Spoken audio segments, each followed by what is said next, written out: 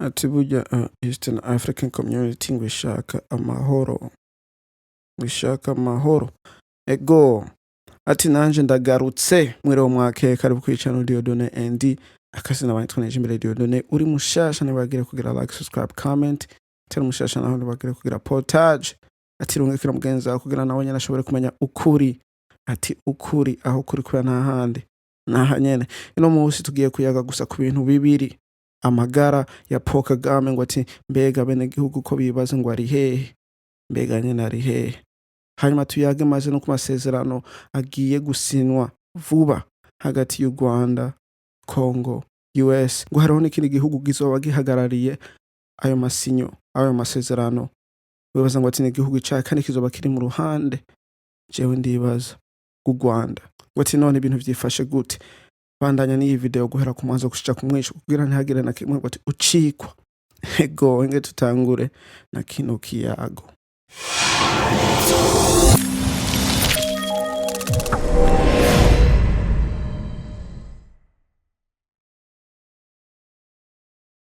Burya ngo ati hariho umuntu ashobora kumviriza aho araba ino video akaca yibaza ngo ati twifuriza inabi Paul Kagame suko biri jewe ngo ati nyaga aho mvuga ku makuru yabaye tuyage twumvikanye hanyuma umuntu ashire ukuri aho kuri kuba nta handi naha nyene rero mbere yuko mvuga ku magara ya Paul Kagame hinge mvuge ico gihugu jewe ndibaza coba gihagarariye u Rwanda naco nta kindi ni Qatar ni igihugu kiri muri Middle East gitunze gishasha giteye imbere kandi benshi bakaba bibaza burya Qatar ifise ububasha ku gihugu c'u Rwanda ngo kubera imigenderanire aho butunzi boba bafitanye nka Air Rwanda maze n'ibindi bintu twe tuzashobora kumenya rero ugasanga niyo mpamvu gishobora kuba kiri kumwe na US n'ivyo bihugu bibiri u Rwanda na Congo kugira basinye iyo myemezo yo kwemeza amahoro yo gutanga amahoro yo kuzana amahoro uko nuko mwako karere ka Eastern African mugani cane hagati y'ivyo bihugu bibiri Rwanda Congo rero ucugaruka ku magara ya Paul Kagame kubera ngo ati burya ibi bintu vyari gusinwa mu minsi irengaye mugani ngo ati Paul Kagame ntakiboneka aho ntabonekanwa maze n'abene gihugu mu Rwanda usanga batamenya iyari ego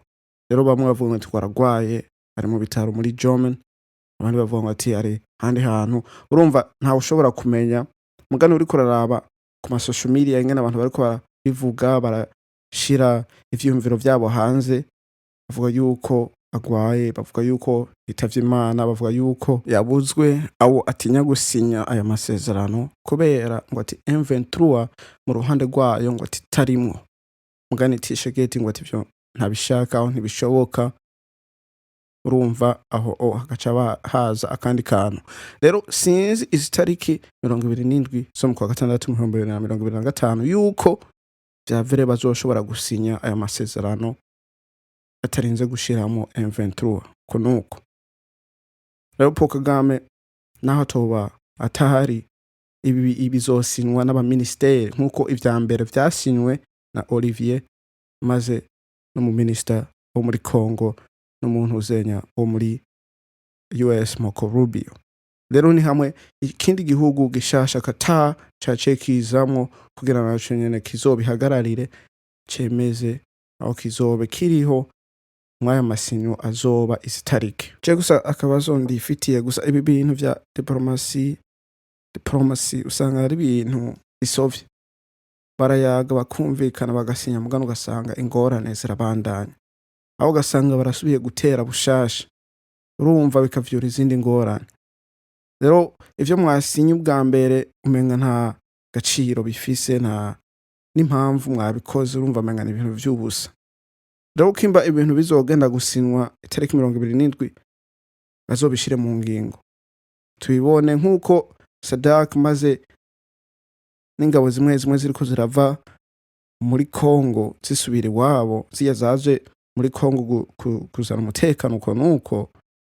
byumvikane yuko basinye ibi bintu bizoshoboka yuko ingabo zarizo zose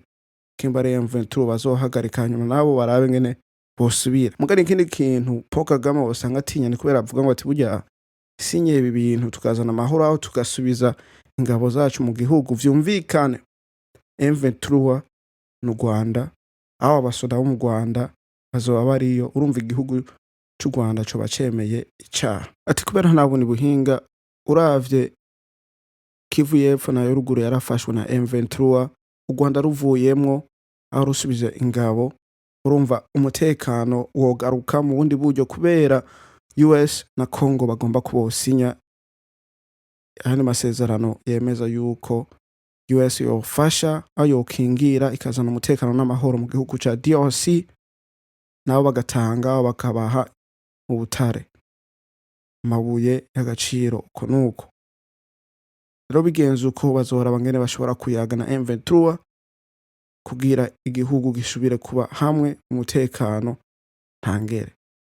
Rero naho u Rwanda rutagomba gusinya, urumva nizo ntumbero nyakuri nziza aya masinyo agomba kuzana kugira ibintu bigende neza, ngo amahoro agaruke mu karere ka Eastern African Community maze ni mu gihugu ca DRC. Ego urumva vyari vyo bintu bibiri, yuko Paul Kagame naho abantu batazi iyari, hariho abantu bariko baravuga ibinyoma bitandukanye. Rero ukuri aho kuri kuragoye, mugari ndibaza umuntu agwaye, umuperezida agwaye, ni ibintu bisanzwe kubwira bene gihugu aho kumenyesha amakuru yiwe. Je ndibaza ni ibintu bisanzwe, sinzi gituma igihugu c'u Rwanda boba bariko barabinyegeza. Ego hama nta kindi atari ayo matariki, ati mu kwa gatandatu tariki 27 2025 ni hone ivyo bihugu bine DRC, Rwanda, Congo maze na Qatar bazosinya ayo masezerano yo kuzana amahoro mu gihugu wa mu karere ka Eastern African Community maze na cane muri Congo, hanyuma urugendo rugende neza. Ndibaza n'ibintu vyiza. Ego wakunze aka video ntibagire kugira portage, karungikira mugenzi wawe kugira nawe nyine ashobora kumenya ukuri aho kuri, ugire like, hanyuma duhurire muri comment tuyage. Ego kazina banje Tony Chimire Dieudonne, tuzosubira kubona twabonana.